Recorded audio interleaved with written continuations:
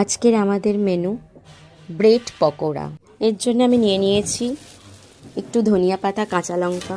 আর আমি রান্না করব, কেউ কোনো কাজ করবে না, এটা তো হয় না, তাই জিজুকে দিয়ে কাটিয়ে নিলাম ধনিয়া পাতা, কাঁচা লঙ্কা, আরও আদার্স যা যা কাজ থাকে, আমি শুধু রান্নাটা করব। এরপর আমি কড়াইতে গোটা জিরে, শুকনো লঙ্কা, গোলমরিচ দিয়ে ভালো করে নাড়িয়ে চাড়িয়ে ভেজে নিলাম, যাতে মশলাটা খুব ভালোভাবে গুঁড়ানো যায়।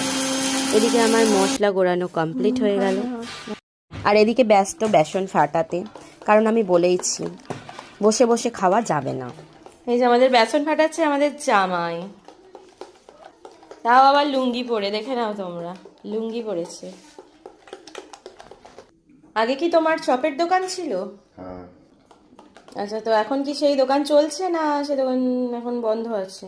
4টে লোক কাজ করে দেবে। এখন কি তুমি কিসের দোকান খুলবে ভাবছো? রেস্টুরেন্ট খোলা একটা। আচ্ছা, ওইদিকে আমার আলু সিদ্ধ কমপ্লিট, এরপর আমি আলুগুলোকে স্ম্যাশ করে নিচ্ছি। আজকে আমাদের ভেজ, তার জন্য ভেজ একটা মেনু বানাবো, তো তোমরাও এরকম ভেজ। দেখো কড়াইতে আমার তেল গরম হয়ে গেছে, আর তারপর আমি সিদ্ধ করে রাখা আলুটা দিয়ে দিলাম তো মশলাটা রেডি করার জন্য। খুব সহজেই তোমরা এই রেসিপিটা বানিয়ে নিতে পারবে ঝটপট সন্ধ্যার টিফিনের জন্য। দেখো, ব্রেডগুলো নিয়ে নিয়েছি, আর ব্রেডের যে চারপাশে যে লেয়ারটা থাকে এটাকে আমি কেটে বাদ দিয়ে দিচ্ছি। একদম রেডি হয়ে গেল। এই যে এগুলো সব আলাদা করে নিয়েছি।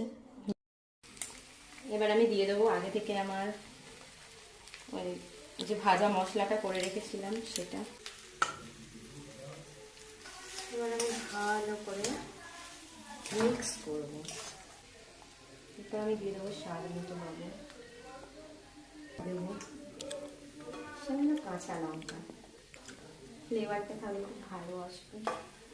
আর আমি দিয়ে দেবো ধনে পাতা, যেহেতু এখন ভালো করে মিক্স করে নেব। তো এবার আমি দেখো পুর দিয়ে দিচ্ছি ভেতরে, ব্রেড দিয়ে আমি চাপা দিয়ে দিলাম। ঠিক আছে, এবার আমি এটাকে মাঝখান থেকে কেটে নিলাম।